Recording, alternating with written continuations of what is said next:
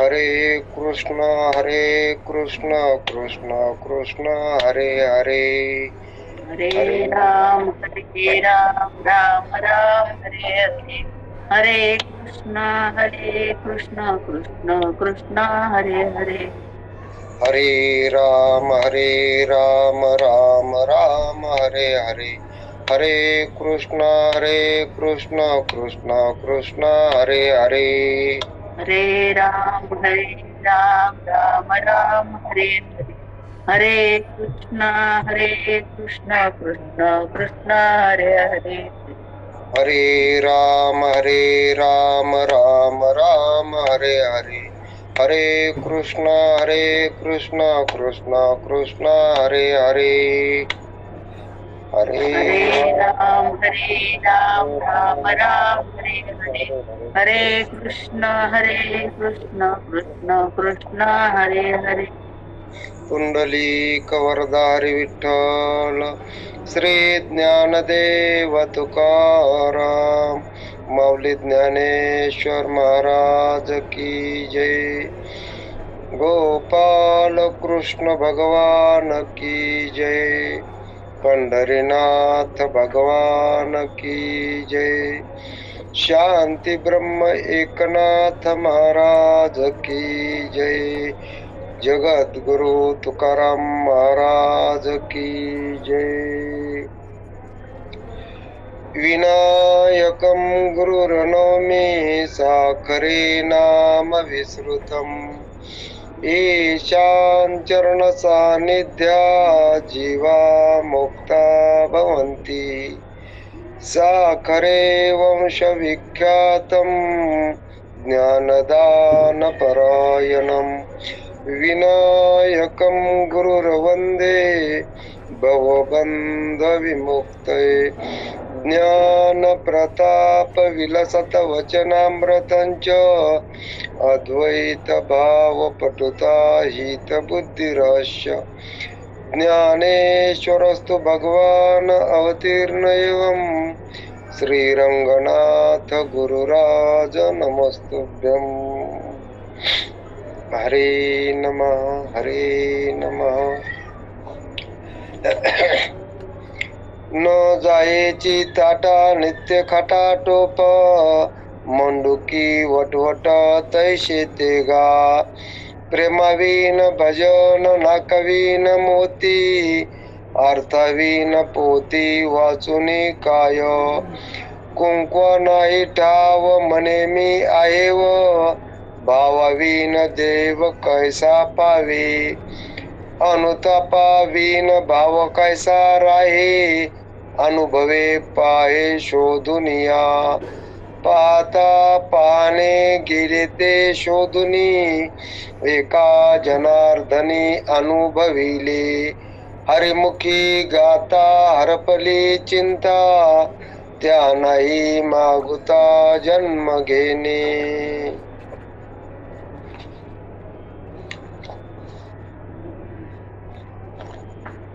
श्री संत एकनाथ महाराजांच्या हरिपाठावरील 18व्या क्रमांकाचा अभंग आहे आणि या अभंगावर चिंतन करण्याचा आपण आज प्रयत्न करत आहोत. नाथ महाराजांना या हरिपाठ ग्रंथामध्ये खूप काही असा बोध प्रतिपादन केलेला आहे आणि या नरदेहात आलेल्या जीवाला उपदेश करत असताना नाथ महाराज म्हणतात की हे जीवा, तू जो काही देहाचा अभिमान धरलेला आहेस तर तोच अभिमान तुला परमात्मा प्राप्ती करून घेण्यासाठी एक बंध ठरलेला आहे. जोपर्यंत जीवाच्या ठिकाणी देहाचा अभिमान असतो तोपर्यंत हरीची प्राप्ती करून घ्यायला अडथळा निर्माण होत असतो त्या देहाच्या अभिमानाचा. म्हणून परमार्थ करत असताना देहाचा अभिमान गेलेला पाहिजे. जोपर्यंत देहाचा अभिमान जात नाही तोपर्यंत हरीची प्राप्ती जीवाला करून घेता येत नाही, असं नाथराय या अभंगामध्ये म्हणतात. आणि देहाचा अभिमान जाण्यासाठी पहा, जीवानं देहाचा अभिमान कशामुळे धरलेला आहे, तर जीवाला मीची ओळख झालेली नाही. मी कोण आहे हे जीवाला माहिती नसल्यामुळं जीवानं देहाशी तादात्म्य केलं आणि मग त्याच देहाचा अहंकार या जीवानं धरलेला आहे किंवा देहाचा अभिमान या जीवानं धरलेला आहे. म्हणून अहंकार टाकायचा.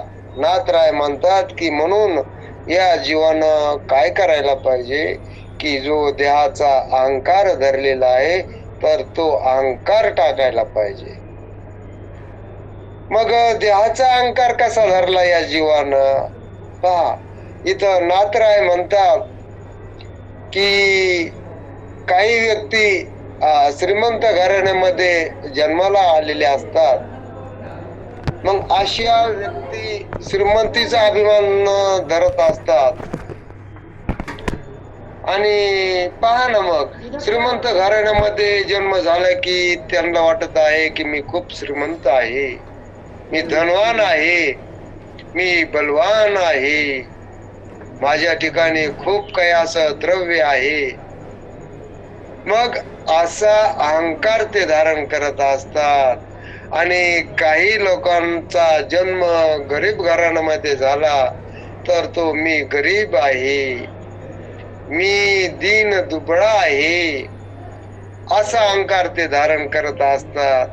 मग काही पुरुषांच्या ठिकाणी असा अभिमान असतो की एखाद्या पुरुषाला जर पुत्र प्राप्त झाला तर त्याला वाटत असतं की मी पुत्रवान आहे, मी संसारी आहे, मला पुत्र प्राप्त झालेले आहेत. मग याच पुत्राचा तो अभिमान धारण करत असतो. आणि एखाद्या मनुष्याला ग्रहस्थ आश्रमात प्रवेश करून कित्येक वर्ष संसार करत असताना निघून जात असतात, तरी पण त्याला पुत्र प्राप्त झालेला नसतो. तर त्याची अशी भावना झालेली असते की मी निपुत्रिक आहे, माझ्या ठिकाणी मला पुत्र प्राप्त नाही, म्हणून मी कोण आहे तर मी निपुत्रिक आहे. मग असे नसलेलेच या देहाचे ओझे जीवानं आपल्यावर ओढून घेतलेले असतात. मग हे नसलेले देहाचे ओझे आहेत. मग जीवानं देहाचा अहंकार धारण केलेला असल्यामुळं तर ते देहाचे सर्व ओझे जीवाच्या ठिकाणी येऊन पडत असतात आणि त्या ओझ्यानं जीव परेशान होत असतो, दुःखी होत असतो. मग असे अनेक प्रकारचे देह संबंधित ओझे या जीवानं स्वतःवर अर्पित करून घेतलेले असतात. म्हणून या जीवाला अहंकार निर्माण झालेला असतो. मग हाच अभिमान किंवा देहाचा अहंकार हा जोपर्यंत जीव टाकत नाही तोपर्यंत त्याचा ताठा जातच नाही. म्हणून तर इथं नाथ महाराज म्हणतात की न जायची ताठा नित्य खटाटो. पण जीवाला हा अहंकार टाकावाच वाटत नाही. म्हणून तर नाथराय या अभंगाच्या प्रथम चरणामध्ये म्हणतात की असा जो देहाचा अहंकार आहे, मग असा देहाचा अहंकार या जीवानं धरल्यामुळं त्या अहंकारालाच ताठा असं म्हटलेलं आहे. मग न जायची ताठा नित्य खटाटोप असं या जीवानं अनादिकालापासून देहाशी तादात्म्य करून देहाचा अहंकार धारण करून त्या जीवाच्या ठिकाणी एक ताठा निर्माण झालेला आहे. मग हाच ताठा भगवंत प्राप्तीसाठी प्रतिबंध ठरू शकतो. म्हणून हा ताठा निवृत्त झाला पाहिजे. मग हाच जो ताठा आहे, म्हणून तर नाथराय म्हणतात की असा जो ताठा आलेला आहे तर तो असा ताठा कधी असतो तर नित्य असतो. नित्य म्हणजे कधीही असतो तो, त्याची कधीच उणीव भासत नाही, असा हा अभिमान जीवानं धरलेला आहे. म्हणून असा जो ताठा आहे तर तो ताठा त्या मनुष्याच्या ठिकाणी जाता जाऊ शकत नाही. आणि म्हणून या मनुष्यानं काय केलेलं आहे की स्वतःच्या ठिकाणी देह तादात्म्याचा अहंकाराचा ताठा धरलेला आहे आणि तो ताठा त्याच्या ठिकाणचा जायलाच तयार नाही. आणि मग असा ताठा असताना तो जीव काय करतो की संसाराची खटाटोप करत असतो. देहाचा अहंकार धारण करून तो सगळा संसाराचा ओझ स्वतःवर घेऊन सगळ्या रात्रंदिवस तो खटपट करीत असतो. आणि खटपट करून तो काय करत आहे की परमार्थ पण करत असतो. मग हा जीव संसारही करायला दम नाही या जीवाच्या ठिकाणी आणि परमार्थ करायला सुद्धा दम नाही. मग संसारही चालूच आहे आणि परमार्थ देखील चालूच आहे. संसाराची खटपट रात्रंदिवस चालू आहे आणि परमार्थाची देखील खटपट रात्रंदिवस चालू आहे. आणि परमार्थाची खटपट चालू असताना त्याच्या ठिकाणी मी आणि माझेपणाचा हा जो अभिमान आहे, हा जो त्याच्या ठिकाणी निर्माण झालेला जो ताठा आहे, जर तोच ताठा जर गेला नाही, महाराज म्हणतात की त्याचा असा असणारा मी आणि माझेपणाचा जो अभिमान आहे, तो अभिमान म्हणजेच ताठा, हा जर त्याच्या ठिकाणचा गेलेला नसल तर मग परमात्मा प्राप्तीसाठी त्याने ज्या काही खटाटोप जे काही प्रयत्न केलेले आहेत तर ते सर्व निरर्थक ठरत असतात. कसे ठरत असतात तर नाथ महाराज या चरणाच्या उत्तरार्धामध्ये म्हणतात की मंडुकी वटवट तैसे ते गा. मग जसं की एखादं तळ असत आणि त्या तळ्यामध्ये एक बेडूक असतो आणि तो बेडूक काय करत असतो की रात्रंदिवस डराव डराव डराव डराव अशी वटवट करत असतो. अशी नित्य खटाटोप असते त्या बेंडकाची, पण त्याचं फल त्या बेंडकाच्या हातात काहीच पडत नाही. शेवटी त्याची जी काही त्यानं रात्रंदिवस जशी काही त्या बेडकानं वटवट केलेली आहे आणि त्या वटवटीला काहीच फल न भेटता जशी ती निरर्थक ठरत असते, तसं इथं नाथ महाराज म्हणतात की न जायची ताठा नित्य खटाटोप आणि मंडुकी वटवट तैसे ते गा. म्हणून नाथ महाराज या अभंगाच्या प्रथम चरणामध्ये म्हणतात, मग असा जो जीवानं देह तादात्म्याचा जो अहंकार धारण केलेला आहे आणि देह तादात्म्याचा अहंकार धारण करून त्यानं किती संसारही केला आणि परमार्थ देखील केला तर तो सर्व खटाटोप आहे, तर तो सर्व त्या बेडकाच्या डराव वटवटीप्रमाणे सर्व निरर्थक ठरू शकतो.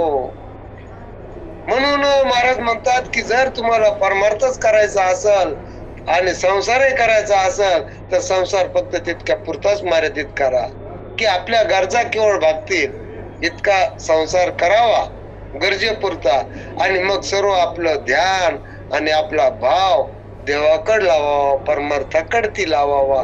पण परमार्थाकडे आपण आपला भाव लावत नाहीत, जोपर्यंत आपण परमार्थ करत असताना आपला भाव किंवा आपलं प्रेम आपण भगवंतावर अर्पण करत नाहीत तर तोपर्यंत आपल्याला हरीची प्राप्ती होत तर नाहीच नाही.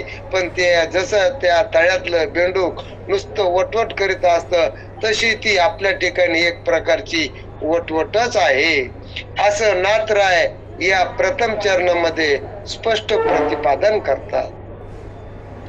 प्रेमावीन भजन नाकावीन मोती, अर्थवीन पोथी वाचुनी काय. नाथ महाराज दुसऱ्या चरणामध्ये स्पष्ट प्रतिपादन करतात की प्रेमावीन भजन नाकावीन मोती. हे पहा, परमात्मा प्राप्ती करिता एखादा मनुष्य भजनही करीत असल, पण त्या मनुष्याच्या ठिकाणी त्या भजनामध्ये प्रेम जर नसल आणि भजन तर करीत असल, तर ते भजन त्याला म्हणता येत नाही. कारण ज्या वेळेस परमात्मा प्राप्ती करिता एखादा पुरुष भजन करीत असल आणि त्याचे प्रेम जर संसारामध्ये जर असल, सर्व आपलं प्रेम संसारामध्ये लावलं आणि भगवंताचं जर तो नामस्मरण चिंतन भजन जर करत असल, पण त्या भगवंतावर प्रेम लावत नाही आणि प्रेम लावतो तो या संसारावर प्रेम लावतो, मग असं प्रेम वाचून जे भजन केलेलं असतं, तर त्या भजनाला कधीच फल प्राप्त होऊ शकत नाही. म्हणून भजन कसं असावं, तर प्रेमाशिवाय भजन नसावं. भजन करत असताना भगवंतावरती प्रेम असावं, श्रद्धा असावी, विश्वास असावा. या गोष्टी जर पुरुषाच्या ठिकाणी असतील किंवा साधकाच्या ठिकाणी असतील, तर मग या गोष्टी आपण भगवंताकडती लावल्या आणि जर भजन केलं तर त्यालाच भजन असं म्हणता येतं आणि त्याचं मात्र निश्चित फल प्राप्त झाल्याशिवाय राहत नाही. पण इथं नाथराय म्हणतात की परमार्थ प्राप्ती करिता भजन एखादा ग्रस्त करीत असल, पण त्याचं प्रेम संसारातच जर असल, तर मग याला भजन काही म्हणता येत नाही. हे भजन नाही, हे केवळ प्रेमा वाचून चाललेले जे काही असते त्याला भजन म्हणता येत नाही. कारण ते एक प्रकारचं त्यामध्ये स्वार्थ असतो आणि देवावरती प्रेमच नसतं. केवळ स्वार्थापोटी देवाचं भजन केलेलं असतं, तर याला भजनच म्हणता येत नाही. आणि त्या ज्या भजनाला फल नसतं त्याला भजनच म्हणता येत नाही. आणि जे भजन करून ज्या भजनातून आपल्याला फल प्राप्त होत, म्हणजे हरीची प्राप्ती होते, तर त्यालाच फल प्राप्त होत. म्हणून असं भजन असावं की त्या भजनामध्ये प्रेम असावं, प्रेमा वाचून भजन नसावं. कारण प्रेम जर असेल भजनात तरच हरीची प्राप्ती आपल्याला होऊ शकते आणि ते भजन ठरत असतं. मग असंच भजन नाथराय इथं म्हणतात की प्रेमा वाचून भजन ते जसं व्यर्थ असतं, तसं म्हणतात की इथे दृष्टांत दिलेलं आहे महाराजांना की ते म्हणतात की प्रेमावीन भजन नाकावीन मोती. प्रेमात काय असावं की भजनामध्ये प्रेम असावं. जसं की मोती उत्तम आहेत, पण मोती जरी उत्तम असले, श्रेष्ठ असले आणि सुंदर जरी असले, तरी ती मोती घालणाऱ्या बाईला जर नाकच नसल,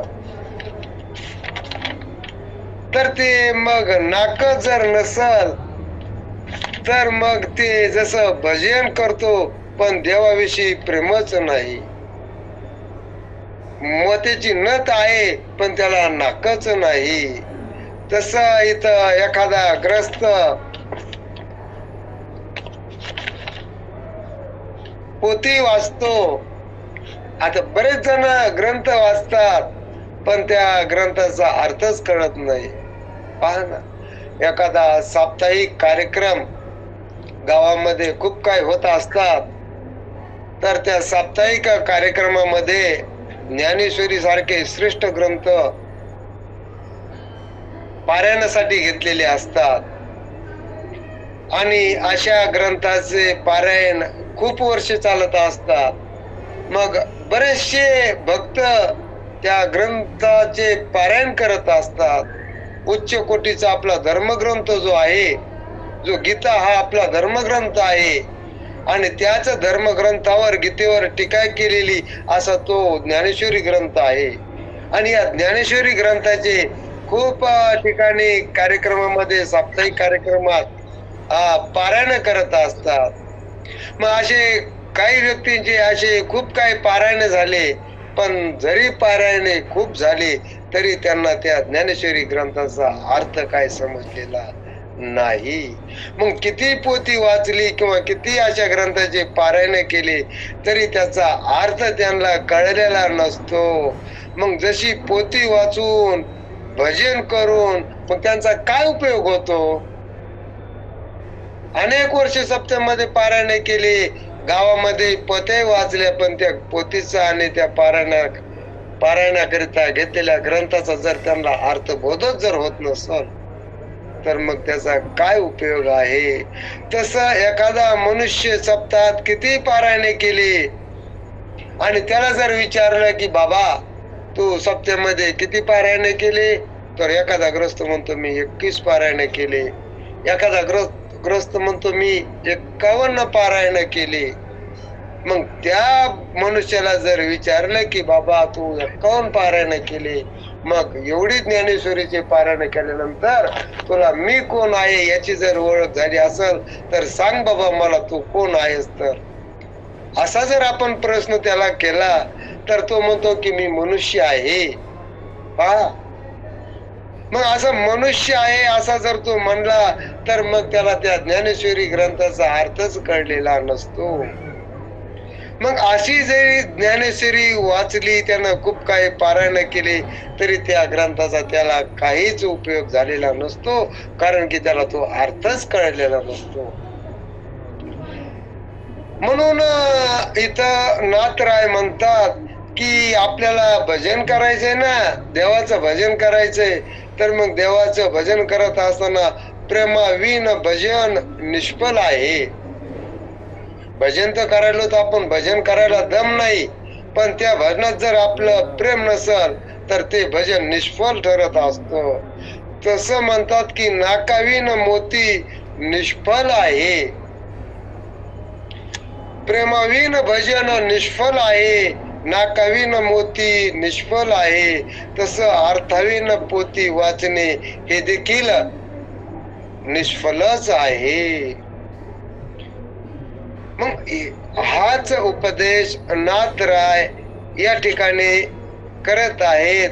म्हणून नाथराय म्हणतात की प्रेमाविन भजन, नाकाविन मोती आणि अर्थाविन पोथी वाचुनी काय. अहो किती भजन केलं जर त्या भजनात प्रेमच नसल, सर्व भजन ते निरर्थक ठरत असत. खूप नथ केली म्हणे, मोत्याची नथ केली, 5 ग्रॅमची नथ मोठी केली आणि त्या बाईला घरी आणली तर तिला नाकच जर नसल तर त्या नथीचं काय महत्व आहे? काहीच महत्व नसतं. तसे खूप पोथ्या वाचल्या, पारायण केले आणि त्याचा जर अर्थ जर कळत नसल तर सर्व वाचून निरर्थक ठरल्या जातं, निष्फल ठरल्या जातं. म्हणून नाथराय पुढच्या चरणामध्ये म्हणतात की कुंकवा नाही ठाव म्हणे मी आहे, भावा विन देव कैसा पावे. नाथ महाराज या पुढील चरणामध्ये स्पष्ट प्रतिपादन करतात की म्हणतात की जशी काही एखादी बाई असते किंवा स्त्री असते तर ती स्त्री तोंडानं मी आहे असं म्हणत असते. मग आयो म्हणत असते पण तिच्या कंपाळावर काही मात्र कुंकूच दिसत नसतं. मग कंपाळावर कुंकू नाही आणि ती काय म्हणत आहे की मी आहे म्हणत आहे. पहा गंमत कशी. अहो ज्या स्त्रीच्या कंपाळावर कुंकू असतं तिलाच आयो म्हटलं जात आणि इथं नाथराय म्हणतात की त्या स्त्रीच्या कंपाळावर कुंकूच नाही आणि ती स्वतःला काय म्हणून घ्यायली, मी आयो आहे असं म्हणून घ्यायली. मग तिच्या आयो आहे म्हणण्याला काय महत्व आहे? मग त्या स्त्रीनं किती जरी जीव तोडून म्हटली मी आयो आहे, मी आयो आहे, मी आयो आहे, किती जीव तोडून म्हणू द्या, पण तिच्या कंपाळावर कुंकू जर नसल तर ते सर्व निष्फल बोलणं असतं. तिचं बोलणं हे बोलणं नसून ते सर्व निरर्थक असत.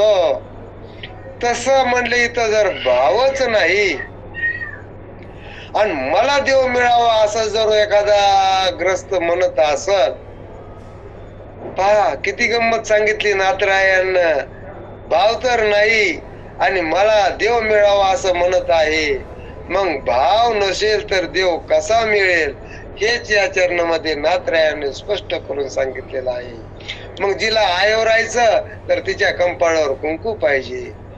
संसारिक असावी ती, पतीच्या घरी असावी, पतीची एकरूप झालेली असावी, तिला आयो म्हणावं.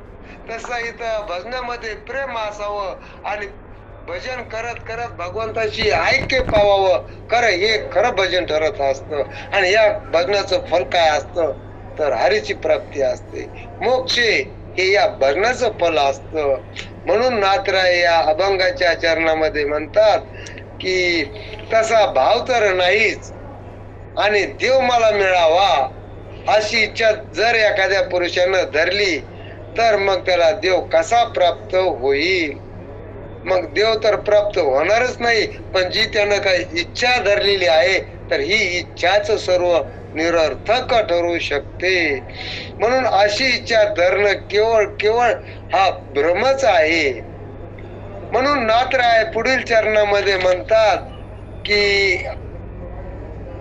अनुतापावीन भाव कैसा राहे, अनुभवे पाहे शोधून या. नाथराय या पुढील चरणामध्ये म्हणतात की देव मिळण्याकरिता काय असायला पाहिजे तर भाव असायला पाहिजे. आणि भाव नसेल तर देवाची प्राप्ती होऊ शकत नाही. म्हणून भाव हा महत्वाचा आहे. भक्ती मार्गामध्ये भाव असणं अत्यंत गरजेचं आहे. आणि जोपर्यंत भक्तीत भाव आहे तोपर्यंत ती भक्ती ठरत असते. आणि भक्तीमध्ये जर भावच नसल तर ती भक्ती सुद्धा ठरू शकत नाही. म्हणून देव मिळण्याकरिता भाव असायला पाहिजे आणि भाव उत्पन्न होण्याकरिता अनुताप असायला पाहिजे. पहा, देव प्राप्ती करिता भाव असायला पाहिजे आणि भाव असण्याकरिता अनुताप असायला पाहिजे. मग अनुताप म्हणजे त्याला पश्चाताप असं म्हटलेलं आहे. मग ही सगळी गोष्ट सार गोष्टीचा आपण अनुभव घेऊन जर शोधून पाहिलं, मग सर्व जर आपण अनुभवानुसार शोध घेऊन पाहिलं तर मग आपल्याला निश्चितच याचं वर्म कळत असतं, लक्षात येत असतं. मग भाव उत्पन्न होण्याकरिता अनुताप असायला पाहिजे. महाराज म्हणतात अनुताप असायला पाहिजे. तर आता अनुताप म्हटलं तर पहा, ताप आणि अनुताप या दोन्हीतला थोडक्यात फरक आपण इथं पाहू. ताप म्हणजे काय आणि अनुताप म्हणजे काय. तर एखादा जर साधक असल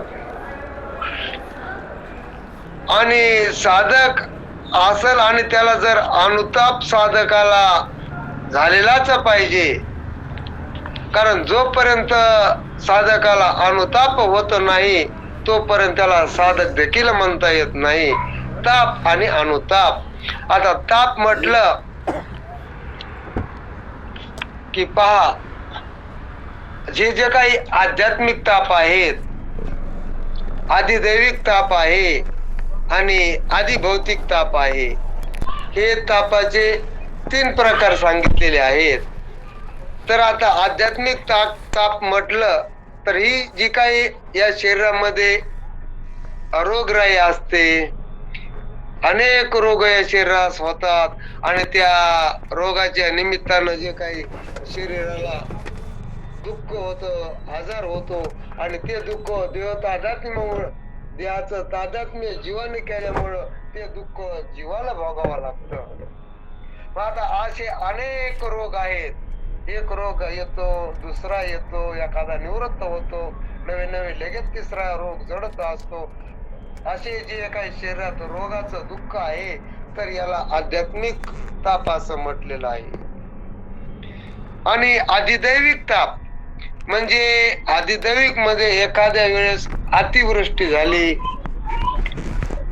आणि अतिवृष्टी होऊन त्या पाण्यानं खूप काही असं मोठं दुःख होत, सगळ्या नद्या पूर येऊन भरून वाहतात, चोकडे जिकडं तिकडं पाणीच पाणी होत. जे काय आपण शेतीमध्ये पिकं घेत असतो तर त्या सर्व पिकांची नुकसान होत असते. अशी अनेक प्रकारांना अतिवृष्टीमुळे नुकसान होते, पिकांची हानी होत असते, जीवित हानी होते. काही प्राणी त्या पाण्यामध्ये वाहून त्यांना प्राण गमावा लागतो. अशी जीवित हानी होते. तर याला म्हणायचं अधिदैविक ताप. एखाद्या वेळेस कोरडा दुष्काळ पडल, त्याच्यामध्ये जीवित हानी होईल. अन्न म्हणून काही प्राण्यांना आपला प्राण गमावा लागल. पाणी म्हणून पाणी करत काही प्राण्यांना आपला प्राण गमावा लागल. व असं कोरडा दुष्काळ पडला किंवा एखाद्या वेळेस भूकंप झाला, भूकंपामध्ये गावाची गावं गडप होत असतात, तिथं जीवित हानी होत असते. मग अशाला म्हणायचं की अधिदैविक ताप. ताप म्हणजे दुःख. आणि तिसरा अधिभौतिक ताप. तर अधिभौतिक तापामध्ये इतर जीवाकडून दुसऱ्या जीवाला झालेला ताप किंवा दुःख, तर त्याला अधिभौतिक दुःख असं म्हटलेलं आहे. एखाद्या वेळेस आपण जर शेतकरी मनुष्य शेतामध्ये गेला तर शेतामध्ये काम करत असताना एखादे जंगलातील हिंसक प्राणी असतात, तर ते हिंसक प्राणी जंगलात फिरत असताना शेतामध्ये आले आणि जर त्या शेतकऱ्यावर हल्ला केला आणि जर त्या शेतकऱ्याचा प्राण गेला, दुःखच झालं किंवा जीवित हानी झाली किंवा खूप काही दुःख दिलं, तर त्याला म्हणायचं की अधिभौतिक ताप. म्हणजे दुसऱ्या जीवापासून जे काही दुःख होत आहे तर त्याला अधिभौतिक दुःख असं म्हटलेलं आहे. आणि ह्याच त्रिविध दुःखास ताप असं म्हटलेलं आहे. आता हा झाला ताप. आणि आपल्याला नात्रा इथं अनुताप झाला पाहिजे म्हणतात की अनुताप. मग अनुताप होण्याकरिता नात्राय म्हणतात की नात्राय म्हणतात की अनुतापावीन भाव कैसा राही, अनुभवी पाये शोधून या. अनुताप झाल्याशिवाय भाव निर्माण होत नाही. पहा, मग अनुताप झाला तरच भाव. आता अनुताप हा झाला ताप. त्रिविध तापाने तृप्त होऊन त्यातून पार पाडण्यासाठी जी काही तळमळ दिली असते. पहा, हे जे 3 ताप आहेत, आध्यात्मिक ताप, अधिभौतिक ताप, अधिदैविक ताप, या 3 तापातून मुक्त होण्याची जीवाची जी तळमळ असते त्या तळमळीलाच इथं अनुताप असं म्हटलेलं आहे किंवा त्यालाच पश्चाताप असं म्हटलेलं आहे. याच पश्चातापापासून मुक्त होण्याची तीव्र इच्छा असायला पाहिजे. मग अशी ज्याच्या ठिकाणी इच्छा झालेली आहे अशांनाच आपण साधक असं म्हणत आहोत. म्हणून तर महाराज म्हणतात की काही मी उद्धार पावेन, काही कृपा करेल नारायण, असे तुम्ही सांगा संत जन, करा समाधान चित्त माझे. ही दशा साधकाच्या ठिकाणी निर्माण झालेली असते. मग अशी दशा साधकाची या ठिकाणी निर्माण झाल्यानंतर त्याला तापातून मुक्त होण्याची तीव्र इच्छा झालेली असते. मग ही इच्छा प्राप्त होण्यासाठी इथं नाथ महाराज म्हणतात की हे पहा की देव मिळण्याकरिता भाव असायला पाहिजे. आणि भाव प्राप्त होण्याकरिता अनुताप पाहिजे. आणि असा जर अनुताप किंवा पश्चाताप झाला तर मात्र आपल्याला असा अनुभव येत असतो की मग असा अनुभव येतो की या तापाच्या पलीकड काय आहे ते आपण शोधून पाहायला पाहिजे.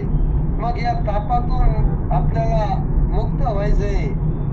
तापामध्ये दुःख आहे, नवे नवे दुःख म्हणजेच ताप आहे आणि याच्यामधून आपल्याला मुक्त होण्याचं आहे. मुक्त होण्याची इच्छा आहे म्हणजे आपल्याला सुखाची इच्छा आहे.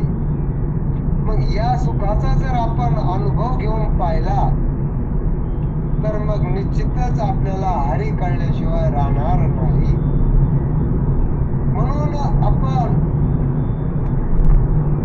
काय पाहायला पाहिजे की आपण या तीन तापाच्या पलीकडे असणारे जे काही सुख स्वरूप आहे याचा जर आपण अनुभवानं जर विचार केला तर म्हटले मग आपल्याला हरी कळल्याशिवाय राहणार नाही. आणि हे कळण्यासाठी आपल्याला अनुभव सुद्धा घ्यावा लागल.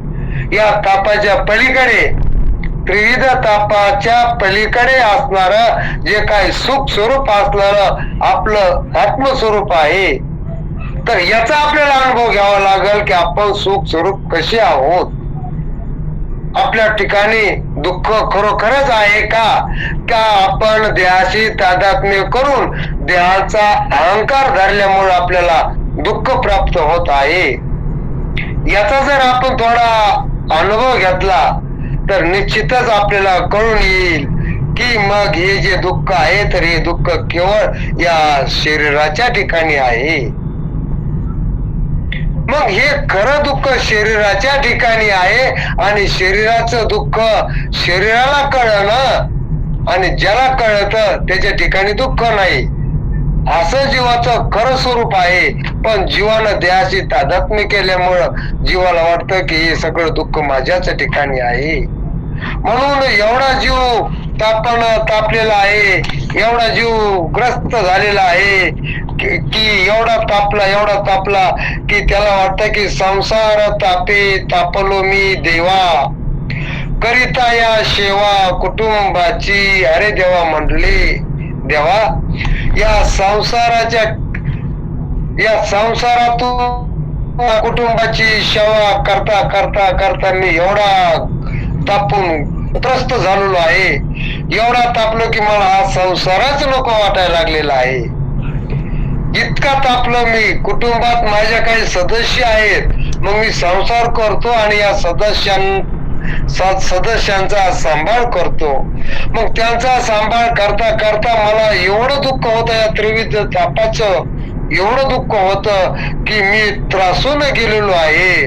म्हणून अशा या संसारातून मी कधी मुक्त होईल अशीच इच्छा हा साधक आपल्या अंतःकरणामध्ये बाळगत असतो. म्हणून महाराज एका ठिकाणी म्हणतात की म्हणे काही हे बिरडे पिटेल, काही तो स्वामी भेटेल. अहो हे दुःखाचं बिरड, या त्रिविध तापाचं बिरड हे कसं फिटल, कशानं फिटल आणि मला परमात्मा हा कसा प्राप्त होईल, माझा परमात्मा मला कसा प्राप्त होईल आणि परमात्मा प्राप्तीशिवाय मला खरोखरच सुखाचं प्राप्त होत नाही अशी इच्छा या साधकाच्या अंतःकरणामध्ये स्पष्ट झालेली असते. म्हणून नाथराय इथं म्हणतात की अनुतापावीन भाव कैसा राहे, अनुभवे पाये शोधून या त्रिविध तापाच्या पलीकडे आपल्याला जायचं ठरलं, पाहायचं ठरलं तर ते आपले अनुभवाने जर आपण पाहिलं तर खरोखरच हे ताप कोणासाठी आहेत, हे शरीरासाठी ताप आहेत का खरोखर जीवाच्या ठिकाणी ताप आहेत, याचा मात्र आपल्याला अनुभव घेता येत असतो. आणि तो अनुभव संत संगतीतच घेता येतो. कारण संतांना माहित आहे दुःख हे खरोखर कोणाचं आहे. या जीवाच्या ठिकाणी खरा जर विचार केला, वास्तव जर आपण यथार्थ विचार केला तर जीवानं देहाशी केलेलं तादात्म्य म्हणजेच जीवानं देहाचा धरलेला अहंकार आहे, या अहंकारामुळे त्याला दुःख आहे. वास्तविक जर खरं जीवाचं स्वरूप आपण पाहिलं तर जीवाच्या ठिकाणी दुःख राहत नाही. केवळ देहाच्या अहंकारामुळं जीवाला दुःख झालेलं आहे आणि या त्रिविध तापात जीव त्रस्त झालेला आहे. इतका त्रस्त झालेला आहे की एकदम त्याला वाटतंय की आता महाराज नेहमी म्हणायचे रोग्यांना एखाद्याला जर भयंकर जर रोग झाडला, खूप व्याधीनं तो जर जखडला, त्याची व्याधीच जर निवृत्त होत नसल तर एखादा रोगी आत्महत्या करायला सुद्धा कमी पडत नाही. त्याला वाटतंय की या दुःखातून मी एक वेळेस मोकळा झालो तर माझं सगळं दुःख निवृत्त झालं. पण ही अविचारामधली गोष्ट आहे. या त्रिविध तापातून जर आपल्याला बाहेर निघायचं ठरलं तर आपल्याला याचा पश्चाताप झाला पाहिजे. संसाराचा आपल्याला पश्चाताप झाला पाहिजे. कारण जोपर्यंत आपल्याला या संसाराचा पश्चाताप होत नाही, बरं संसाराचा पश्चाताप व्हायला संसाराचं स्वरूप कळायला पाहिजे. जोपर्यंत जीवाला संसाराचं स्वरूप कळत नाही तोपर्यंत संसाराबद्दलचा त्याचा जो काही संसाराबद्दलचं त्यानं जे तादात्म्य केलेलं आहे तर ते तादात्म्य कमी होत नाही. संसारामध्ये सुख कोणाला प्राप्त झालं असा जर आपण थोडक्यात संसाराचं जर स्वरूप पाहिलं, संसारामधून सुख प्राप्त होऊ शकत नाही. भले भले गेले सुखाची अपेक्षा करून तरी या संसारामध्ये सुख प्राप्त झालं नाही. इंद्राला संसारामध्ये सुख प्राप्त झालं नाही. नारदासारख्या संन्याशाला सुद्धा संसाराची अपेक्षा केली तर नुसत्या अपेक्षा जर केली तर त्या नारदासारख्याला किती दुःख भोगावं लागलं. दृष्टांत माहिती आहे, सर्वांना परिचित आहे. नारद हे संन्यासी होते, देवांचे लाडके भक्त होते, त्रिकाळात गमन करणारे नारद होते आणि ते एक वेळेस कृष्णाच्या संगतीत गेले. तर मग असा विकल्प नारदाच्या मनात आला, म्हणे देवा तुम्हाला 16,108 पत्नी आहेत. ठीक आहे म्हणले, चांगली गोष्ट आहे, पण पाहणं म्हणले देवा तुमचं किती भाग्यवान आहात, तुम्ही किती भाग्यवान आहेत म्हणे देवा, तुम्हाला एवढ्या पत्न्या भेटल्या 16,108 आणि मी किती अभागी आहे म्हणले देवा, मला एक सुद्धा नाही म्हणले देवा. मग तुम्हाला एवढे आहे तर एखादी मला नको का, मी तुमचाच भक्त आहे. देव म्हणले ठीक आहे नारदा, तुला पत्नीची अभिलाषा झाली ना तर ज्या पत्नीच्या ठिकाणी मी निसल ती पत्नी तू घेऊन जाय म्हणले. मग असं करत करत नारद काय केले की कृष्णाच्या ज्या काही 16,108 पत्न्या होत्या त्या सर्वांच्या घरी फिरत राहिला हिना घेऊन भजन करत करत. मग कोण्या घरी गेला तरी नारदाला भगवान कृष्ण तिथं दिसतच होते. कुठं पूजा करायचे, कुठं स्नान करायचे, कुठं काही काम करायचे, असं काहीतरी निमित्तानं भगवंत त्या ठिकाणी राहतच असत. नारदाला वाटलं बाबा आता इतकं वेळ झालं, दुपार होऊन गेली, 3 वाजायला लागलेत, मी अजून फिरवतो तरी मला एके ठिकाणी देव नाही अशी जागा भेटलीच नाही. आला देवाकडे ना हे ठेवला, मला देवा अजून तो मला एका ठिकाणी तू कुठेही दिसतोस, एकही ठिकाण नाही की तू नाही म्हणणं असं. म्हणले बर मग करा म्हणले नारदा आता काय करा, 3 वाजले दुपारचे, हिनं इथं ठेवा आणि त्या बाजूच्या विहिरीवर तुम्ही जा स्नान करून या म्हणले एक वेळेस. नारदाला करा वाटलं, नारदाने हिना ठेवला आणि गेले विहिरीत स्नान करायला. जशी त्या विहिरीमध्ये उडी मारली नारदानं तर नारदाची नारदीन झाली. नारदीन झाली, वरी आला नारद नारदिनीच्या रूपात. वरी आला तर पुन्हा इच्छा संसाराची. मग जंगलामध्ये, तिथं जंगल होतं, जंगलात फिरत असताना एक भिल्ल सापडला. भिल्लाला मागणी केली, अरे म्हणले मला तुझ्यासोबत विवाह करायचा आहे, संसार थाटायचा आहे. तेव्हा मी जातीनं भिल्ले हे पा, मला जर राग आला तर मी मारत असतो. ती म्हणली काही कर, पण मला तुझ्यासोबत प्रपंच करायचा. मग प्रपंच करत असताना पा लग्न झालं आणि 60 मुलं झाले त्या नारदिनीला. किती? 60 मुलं. आणि दररोज तो नारदा ते नारदीने तो बिल्ल दररोज मारहाण करायचा, जंगलात जायचा, शिकार करून आणायचा आणि मारहाण करायचा. शेवटी एवढी ती नारदीन त्याला कंटाळली, एवढी कंटाळली, तिला वाटलं देह त्याग करावा आणि याच्यातून, या संसारातून आपण सुटका करावी. म्हणून त्या शेवटी असा विचार केला त्या नारदिनीनं की आपल्याला हे घडलं कोण्या ठिकाणाहून, हा विचार त्या नारदिनीच्या मनात आला. मग तिच्या लक्षात आलं की आपण ज्या विहिरीत उडी मारली की नारदाची आपण नारदीन झालो, त्याच विहिरीत आपण उडी घ्यायला पाहिजे. मग जर आपण नारद झालो तर आपण या दुःखातून मोकळे होतो. म्हणून असा विचार करून त्या नारदीनं शेवटी ज्या विहिरीमध्ये पूर्वी उडी मारली त्याच विहिरीत उडी घेतली. ज्या क्षणी उडी टाकली विहिरीत त्याच क्षणी नारदीची नारद झाला, बाहेर निघला आणि देवाकडे ती गेला. म्हणजे देवा देवा देवा लय चुकलं म्हणले, लगेच देवाच्या पायावर लोटांगण घातलं. म्हणजे देवा, अहो माझ्या मनात नुसता संकल्प विकल्प जर आला प्रपंचाबद्दल तर इतकं दुःख होत, आणि खरोखरच मग संसारात दुःख आहे. मला इतकं दुःख झालं म्हणले, नुसती मी या संसाराची कल्पनाच केली तर मला इतकं दुःख भोगावं लागलं. म्हणून संसारात खरंच देवा सुख नाही हे मला आता कळलं आणि माझ्याकडून खूप असा अपराध घडला. म्हणले देवा, मला वाटलं की संसारामध्ये काहीतरी सुख असल, पण असा अनुभव घेतला की संसारात सुखच नाही, दुःखाशिवाय दुसरं काहीच नाही. मग अशा संसारात जर दुःखाचे असा ज्यानं अनुभव घेतला, मग त्याला या संसाराबद्दल पश्चाताप का होऊ नये. मग संसाराचा पश्चाताप व्हायलाच पाहिजे, कारण संसारात सुख नाहीच. अहो दुःखच सुखाचे कपडे पांघरून घेऊन आलेलं असतं आणि सुखाची अपेक्षा केली आपण संसारात सुख नाही. म्हणून तर या त्रिविध तापात आपण तापलेलो आहोत. जीव या त्रिविध तापाने ग्रासलेला आहे आणि या तापातून त्याला मुक्त होण्याची इच्छा कधी होईल तर त्या तापाचा ज्यावेळेस त्याला संसाराचा मिथ्यात्वाना अनुभव येईल की या संसारात सुखच नाही, असा जोपर्यंत त्याला अनुभव येत नाही तोपर्यंत तो संसारातून बाहेर निघण्याचा प्रयत्न देखील करत नाही, त्याला पश्चातापच त्याशिवाय होत नाही.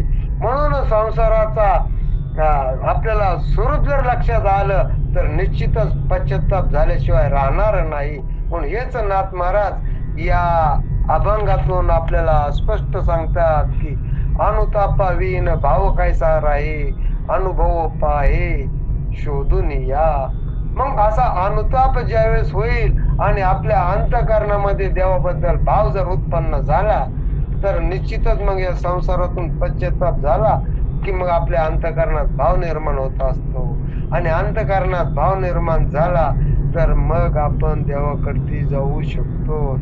कारण पश्चाताप होणं हे महत्वाचं आहे. म्हणजे पश्चाताप झाल्याशिवाय आपल्याला अनुभव येत नाही आणि मग अनुभवाशिवाय हरी कळत नाही. मग असं नाथ महाराज या चरणामध्ये स्पष्टपणे प्रतिपादन करतात आणि शेवटच्या चरणात नाथ महाराज असं म्हणतात की पाहता पाहणे गेले ते शोधनी, एका जनार्दनी अनुभविले. तर नाथ महाराज या अभंगाच्या शेवटच्या चरणामध्ये प्रतिपादन करतात की असा अनुभव घेऊन शोध केला तर मग आता ह्या त्रिविध तापाच्या पलीकडे जे काही सुख आहे तर तेच खरं आपलं स्वरूप आहे आणि त्याचीच प्राप्ती करायची म्हणजेच आपल्याला हरीचीच प्राप्ती होते. हरी म्हणजेच सुख. सुख आणि हरी हे वेगळे नाहीतच. म्हणून तर एका ठिकाणी महाराज म्हणतात की सुखरूप ऐसा तुझा कोणी सांगा, माझ्या पांडुरंगा सारिखा. अहो सुख म्हटलं की हरी आहे आणि हरी म्हटलं की सुखच आहे. सुख आणि हरी एकच आहेत आणि तेच खरं आपलं स्वरूप आहे. फक्त या स्वरूपाला जीव प्राप्त झालेला नाही, या जीवाला आपल्या स्वरूपाची ओळख झालेली नाही.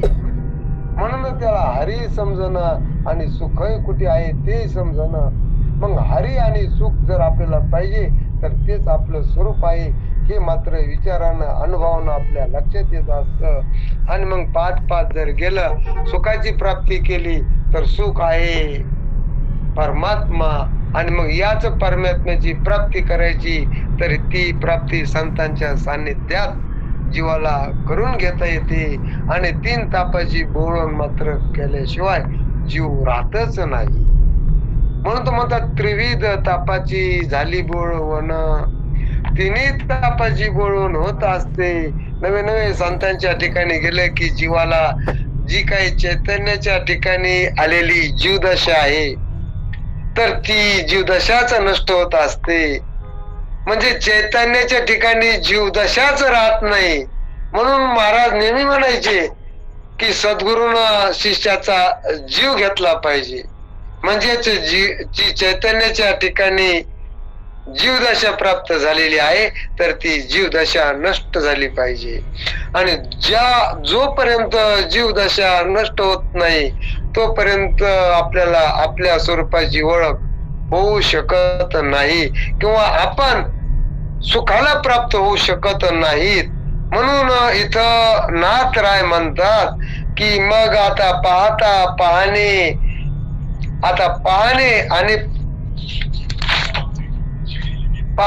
पाहणे गेले ते शोधनी, एका जनार्दनी अनुभविले. या चरणामध्ये नाथराय म्हणतात की पाहणे आणि जो काही पाहण्याचा विषय आहे, ही जी त्रिपुटी आहे तरी त्रिपुटीच मावळून गेली म्हटले. कशी मावळली तर आपण नेहमी चिंतनामध्ये येतो की त्रिपुटी. आता इथं नाथराय म्हणतात की पाहणे आणि जो काही पाहण्याचा विषय आहे म्हणजे दृश्य, द्रष्टा आणि दर्शन, ही जी त्रिपुटी आहे तर ही त्रिपुटीच मावळली पाहिजे म्हणतात. तर मग आता जर थोडक्यात आपण विचार केला तर दृश्य कशाला म्हटलेलं आहे तर जे जे आपल्याला जाणण्यात येत त्याला दृश्य असं म्हटलेलं आहे. मग काय काय जाणण्यात आलं, इथं पिंड जाणण्यात आला आणि ब्रह्मांड देखील जाणण्यात आलं. मग जे जे जाणण्यात येत त्याला दृश्य असं म्हटलेलं आहे. मग पिंड जाणण्यात आला, ब्रह्मांड जाणण्यात आलं म्हणून हे सर्व दृश्य आहे. आणि या दृश्याला पाहणारा जो द्रष्टा आहे, आता या शरीराला कोणी पाहिलं, शरीर शरीराला पाहत नाही, शरीर ब्रह्मांडाला देखील पाहत नाही. तर शरीरात जे काही इंद्रिय आहेत तर त्या इंद्रियाच्या माध्यमातून पाहणारा हा चैतन्य आहे. शरीर जड आहे, ब्रह्मांड जड आहे, पण या जड शरीराच्या इंद्रियाच्या मार्फत पाहणारा जो आहे तर तो चैतन्य आहे. मग ही ज्या चैतन्यानं या दृश्य पदार्थाला पाहिलं त्याला द्रष्टा असं म्हटलेलं आहे. मग जाणण्यात आलं ते दृश्य, ज्यानं जाणलं त्याला द्रष्टा असं म्हटलेलं आहे. आणि त्या दृश्याचं जे ज्ञान झालं म्हणजे त्याचं दर्शन झालं. आता हे जे शरीर आहे तर या शरीराचं जे ज्ञान झालं म्हणजे त्याला दर्शन असं म्हटलेलं आहे. किंवा या ब्रह्मांडाचं आपल्याला ज्ञान होतं इंद्रिय वृत्ती घेऊन, याला दर्शन असं म्हटलेलं आहे. मग इथं दृश्य आहे, मग दृश्य सापेक्ष द्रष्टा भाव. मग इंद्रिय वृत्तीनं दृश्याचं ज्ञान झालं द्रष्ट्याला, आणि मग दृश्य सापेक्ष द्रष्टा भाव आला. मग आता दृश्य, द्रष्टा आणि दर्शन आणि त्याचं झालेलं जे काही दृश्याचं झालेलं जे काही ज्ञान आहे, तर हा सर्व व्यवहार एका वृत्तीमध्ये झालेला आहे, एकाच वृत्तीमध्ये झालेला आहे. आणि जोपर्यंत वृत्ती असते तोपर्यंतच हा त्रिपुटीचा व्यवहार असतो. आणि जर का वृत्तीच निवृत्त झाली, मग वृत्ती हे निवृत्त झाली, जनन दिशे तेथे, आणि मी आणि माझे हरपले ठाई जेथीच्या तेथे. मग जर या सर्व व्यवहार त्या वृत्तीमध्ये झाला आणि ती वृत्ती जर निवृत्त झाली, तर मग कुठं त्रिपुटी राहते? तर मग त्रिपुटीच राहत नाही. मग त्रिपुटीच मावळत असते. आणि वृत्ती ज्ञानाच्याही पलीकडे जे काही ज्ञान आहे, जे खरं स्वरूपभूत ज्ञान आहे, तर ते खरं आपलं स्वरूप आहे, सर्व जीवांचं लक्ष स्वरूप ते आहे. मग त्या ज्ञानाच्या ठिकाणी वाच्यताच राहत नाही, त्या ठिकाणी त्रिपुटीच राहत नाही. ही त्रिपुटी त्रिगुणामध्ये असते. आणि जे काही स्वरूपभूत ज्ञान आहे, तर ते 3 गुणांच्या पलीकडे आहे, त्रिपुटीच्याही पलीकडे आहे. त्या ठिकाणी व्यवहारही नाही. दृश्य सापेक्ष दृष्टपणा आणि दृश्य द्रष्ट्यामध्ये जे काही ज्ञान झालेलं असतं ते सर्वच मिळत असत, काहीच शिल्लक राहत नाही. म्हणून जर असा अनुभव जर शोधून पाहिलास, तर पाहणे आणि पाहण्याचा विषय म्हणजे दृश्य द्रष्ट आणि दर्शन ही त्रिपुटीच मावळून जाते. मग असंच नाथ महाराज या अभंगाच्या शेवटच्या चरणामध्ये आपल्याला प्रतिपादन करत आहेत.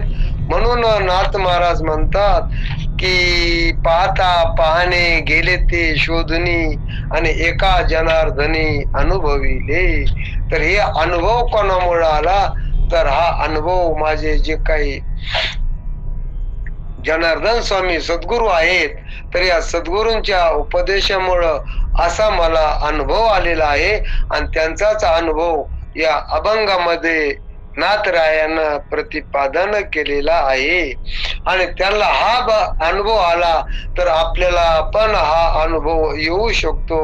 म्हणून आपल्याकरिता नाथरायानं या अभंगातून विषय प्रतिपादन केलेला आहे. म्हणून नाथराय म्हणतात की न जायची ताटा नित्य खटा टोप, मंडुकी वटवट तैशे ते गा, प्रेमावीन भजन नाकावीन मोती, अर्थावीन पोती वाचुनी काय, कुंकवा नाही ठाव म्हणे मी आयव, भावावीन देव कैसा पावे, अनुतापावीन भाव कैसा राही, अनुभवे पाहे शोधून या, पाहता पाहणे गेले ते शोधुनी, एका जनार्दनी अनुभविले, हरिमुखी गाता हरपली चिंता, त्या नाही मागुता जन्म घेणे.